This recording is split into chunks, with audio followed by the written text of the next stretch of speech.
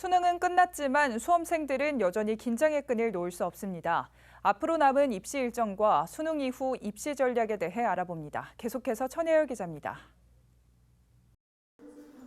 수능이 끝났다고 해서 수험생들은 긴장의 끈을 놓을 수는 없습니다.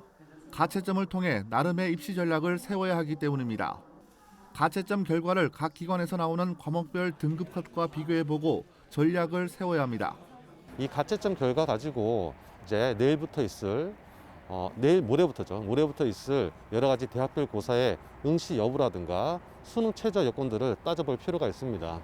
그래서 가채점 분석은 이제 온라인 교육 사이트라든가 아니면 학교에 진학을 담당하시는 분들과 면밀히 검토하셔 수능 최저 여부, 그러니까 수능이 만약에 평소보다 잘 나왔다면 앞으로 남은 대학별 고사, 면접이나 논술 같은 것을 응시 여부를 가야 할지 말아야 할지, 응시 여부의 포기 여부도 좀 신중하게 고려해 봐야 되고, 만약에 평소보다 나오지 못했다면 앞으로 남은 면접을 포함한 여러 가지 대학별 고사 준비에 매진해야 될 것이라고 생각됩니다.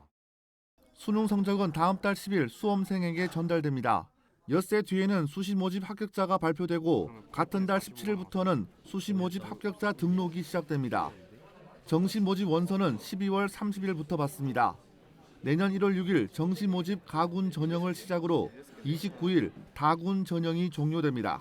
올해부터 처음 도입된 국어, 수학의 선택 과목 체제 변경된 수능 체제 변경 때문에 작년도 점수를 그대로 적용할 수 없는 예측 가능성이 좀 희박해졌습니다.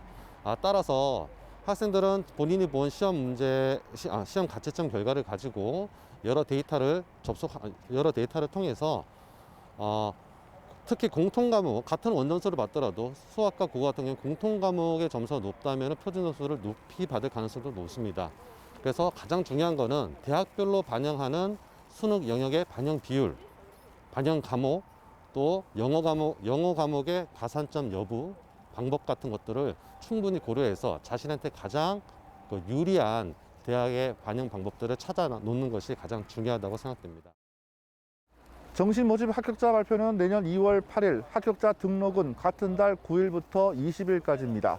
BTV 뉴스 천혜열입니다.